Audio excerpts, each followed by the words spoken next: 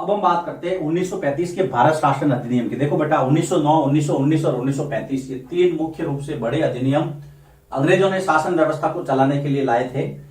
और 1935 का अधिनियम बहुत विस्तृत था। जब भारत का संविधान बना तो कहते हैं लगभग 200 जैसी धाराएं जो है 1935 के अधिनियम से ऐसे कैसे हमने अपने संविधान में ली है। इस हिसाब से बहुत बड़ा था, लेकिन यहां पर आपके सिलेबस में इसमें इतना कुछ दिया नहीं है। इसकी मुख्य थीम 1935 के अधिनियम की सबसे बड़ी विशेषता यह थी कि इसमें प्रांतीय स्वायत्तता का प्रावधान था। प्रांतीय स्वायत्तता मतलब प्रांतों को ज्यादा स्वतंत्रता देने की बात की थी। उनको कुछ विषयों में स्वतंत्र रखा गया था, वो अपनी नीति निर्माण कर सकते हैं, तो ये अच्छी बात थी। तो प्रश्न सीधा आता है, प्रांतीय स्वायत्तता का प्रावधान किस अधिनियम में था? 1935 में। यह बात आपको ध्यान में रखनी है। 1935 प्रांतीय स्वायत्तता। 1909 में जैसे उन्होंने कहा था कि पृथक निर्वाचिका होगी मुस्लिमों के लिए, इस तरह से। चलिए आगे चलते हैं। अब 1937 के अंदर क्या होता है कि प्रांतीय विधान सभाओं के लिए चुनाव होते हैं। देखना आप घटनाक्रम कैसे बदलता है। 1937 में प्रांतीय विधानसभाओं के लिए चुनाव होते हैं। प्रांतीय विधानसभाओं के चुनाव होते हैं और उन चुनावों में कांग्रेस को अच्छी सफलता मिलती है। अब आप कहो कि सब कांग्रेस को अच्छी सफलता मिली तो खुशी की बात है। नहीं, खुशी की बात तो है, लेकिन एक ऐसा धड़ा भी था जो कांग्रेस के विपरीत था, जैसे कि मुस्लिम लीग। क्या होता है देखिए, इस 1937 के प्रांतीय चुनावों में 11 में से 7 प्रांतों में कांग्रेस की सरकार बनी। 11 में से 7 प्रांतों में कांग्रेस की सरकार बनी। कांग्रेस की सरकार बनी और तभी क्या होता है, 1939 में द्वितीय विश्व युद्ध शुरू हो जाता है और हम इंग्लैंड के पास थे, इंग्लैंड के उपनिवेश थे। द्वितीय विश्व युद्ध शुरू, जो कि 1945 तक चला, याद रखना। द्वितीय विश्व युद्ध शुरू होता है और इंग्लैंड कहता है भारत को कि आइए युद्ध में भाग लीजिए। यहां पर कांग्रेस या भारत के जो नेता थे वो ये कहते हैं कि भाई युद्ध के बाद हमें आजादी दो। अंग्रेज इसको अस्वीकार करते हैं। तो यहां पर जितनी भी ये सरकारें कांग्रेस की बनी थी ये सब त्याग पत्र दे देते हैं।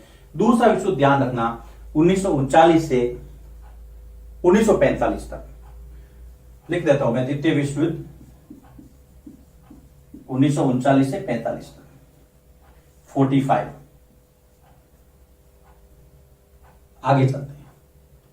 अब इसके बाद में बात करते हैं हम भारत छोड़ो आंदोलन। अब अंतिम लड़ाई का दौर था। भारत छोड़ो आंदोलन 1942, इसको अगस्त क्रांति भी कहते हैं, याद रखना। भारतीय राष्ट्रीय कांग्रेस ने 8 अगस्त को प्रस्ताव पारित किया, मतलब 8 अगस्त 1942 से ये आंदोलन शुरू होता है। 8 अगस्त 1942 से बंबई के ग्वालियर टैंक मैदान से, ऐतिहासिक ग्वालियर टैंक मैदान है, ग्वालियर टैंक मैदान से शुरू। दूसरे ही दिन सुबह सभी नेताओं को गिरफ्तार कर लिया जाता है 9 तारीख को। अब गिरफ्तार करने के बाद ऐसा लगा कि ये आंदोलन नेतृत्वहीन हो गया, लेकिन ज्यादातर लोग भूमिगत हो गए, रेडियो स्टेशन हुए और ये आंदोलन बहुत तेज गति से फैला। इसलिए इस आंदोलन की विशेषता है कि मुख्य नेताओं को गिरफ्तार कर नजरबंद कर दिया गया। मुख्य नेताओं को गिरफ्तार कर नजरबंद किया गया। लोगों ने भूमिगत होकर के, अंडरग्राउंड होकर के इस आंदोलन को आगे बढ़ाया। इसलिए कहते हैं कि यह आंदोलन नेतृत्वहीन, किसी का नेतृत्व नहीं था। यहां पर गांधी जी ने नारा दिया। इस आंदोलन के दौरान गांधी जी का नारा था डू और डाई, अर्थात करो या मरो। यह अंतिम समय है आपके लिए कुछ करने का। करो या मरो, डू और डाई। कई बार आ जाए कि करो या मरो का नारा किसने दिया? गांधी जी ने दिया। कब दिया? भारत छोड़ो आंदोलन के दौरान। इस आंदोलन की विशेषता थी, यह आंदोलन नेतृत्वहीन आंदोलन था। यह आंदोलन नेतृत्वहीन था। नेतृत्वहीन मतलब क्योंकि सभी को गिरफ्तार कर लिया। लेकिन फिर भी इसको लोगों ने अपने हिसाब से सफलता तक पहुंचाया। यह नेतृत्वहीन आंदोलन था, फिर भी सफल रहा, याद रखना। ये हो गया आपके अगस्त क्रांति या भारत छोड़ो आंदोलन, क्विट इंडिया मूवमेंट। ये इतना ही दिया है आपके सिलेबस में, पढ़ाने की तो हिस्ट्री का कोई और छोड़ नहीं है, लेकिन ठीक है जितना दिया है उससे एक दो चीज में ज्यादा ही बता रहा हूं। आप आराम से मेरे साथ बने रहिए। 1935 का भारत शासन अधिनियम, मुख्य विशेषता प्रांतीय स्वायत्तता। 1937 में चुनाव होते हैं प्रांतीय विधानसभाओं के, और 11 में से 7 राज्यों में कांग्रेस की सरकार बनती है। ये भारत के लिए, जनमानस के लिए अच्छी बात थी कि लोगों ने कांग्रेस पे उस समय भरोसा किया, क्योंकि लीडरशिप उसके पास थी। 1939 में द्वितीय विश्व युद्ध शुरू होता है। भारत के नेता कहते हैं अंग्रेजों को कि युद्ध के बाद में हमें आजादी चाहिए, अंग्रेज उसको नकार देते हैं। परिणाम स्वरूप यहां पर प्रांतीय सरकारों में कांग्रेस इस्तीफा दे देती है। आगे चलते हैं। 1942 भारत छोड़ो आंदोलन 8 अगस्त 1942 से शुरू होता है, इसलिए इसको अगस्त क्रांति भी कहा गया। बंबई के ऐतिहासिक ग्वालियर टैंक मैदान से इसकी शुरुआत होती है। अगले ही दिन मुख्य सभी नेताओं को गिरफ्तार कर नजरबंद कर दिया जाता है। गांधी जी ने यहां नारा दिया, करो या मरो। एक ऐसा आंदोलन था जो नेतृत्वहीन था, फिर भी सफल रहा। 1942 तक आ गए हैं हम। 47 की बात करते हैं। 3 जून 1947 माउंटबेटन योजना के तहत भारत को आजादी मिली। भारत का विभाजन हुआ। विभाजन क्यों हुआ देखते हैं। अगला जो टॉपिक है स्वतंत्रता व विभाजन।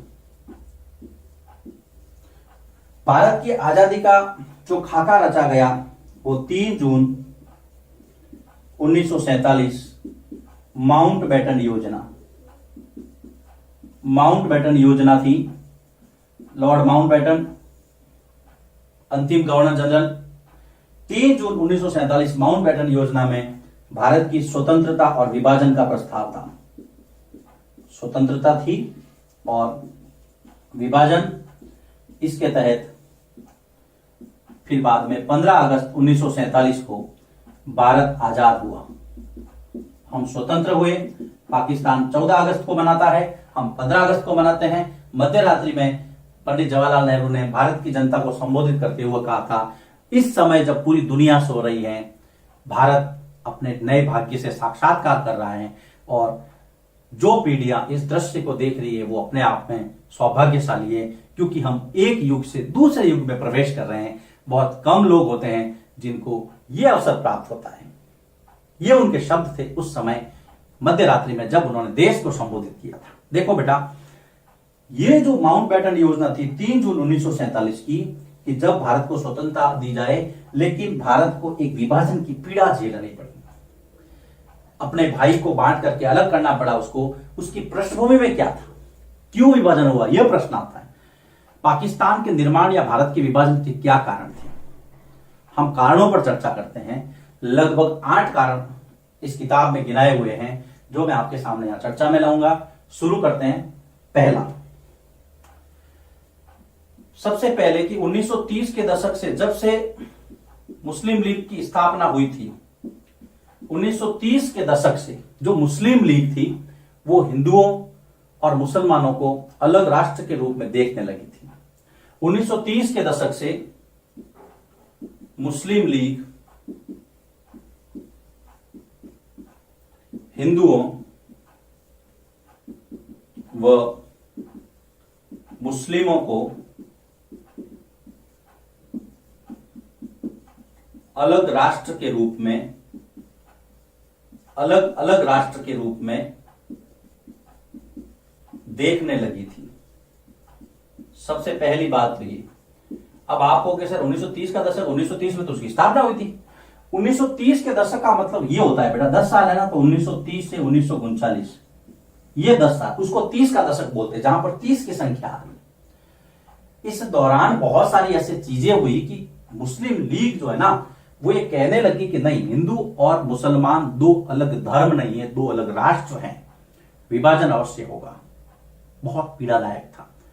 घटनाक्रम कैसे आगे बढ़ा देखो मैं बताता हूं आपको। 1937 के जो परिणाम आए थे चुनाव के, प्रांतीय चुनाव के, जो हमने देखा था यहां पर सरकारें बनी थी ना, इसका क्या परिणाम हुआ? 1937 के प्रांतीय चुनावों में लीग को यह लगने लगा 1937 के प्रांतीय चुनावों के परिणामों से लीग को यह लगा कि मुस्लिमों की स्थिति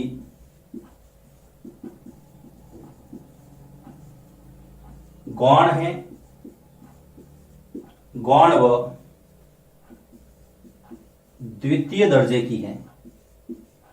उनको यह लगा कि जब कांग्रेस इतनी जगह सरकारें बना रही है, 11 में से 7, तो हमारा तो कोई अस्तित्व ही नहीं है, तो अगर हम यहां रहेंगे तो हमें कौन पूछेगा। बहुत संकीर्ण मानसिकता से ग्रसित मुस्लिम लीग ने ये परसेप्शन, ये जो एक सिद्धांत फैलाया लोगों के बीच में कि यार हमें कौन पूछेगा, देखो कांग्रेस ने इसी सरकार बना ली, अगर हम यहां रहेंगे तो हमें कौन पूछेगा, इसलिए हमें तो अपना अलग देश चाहिए।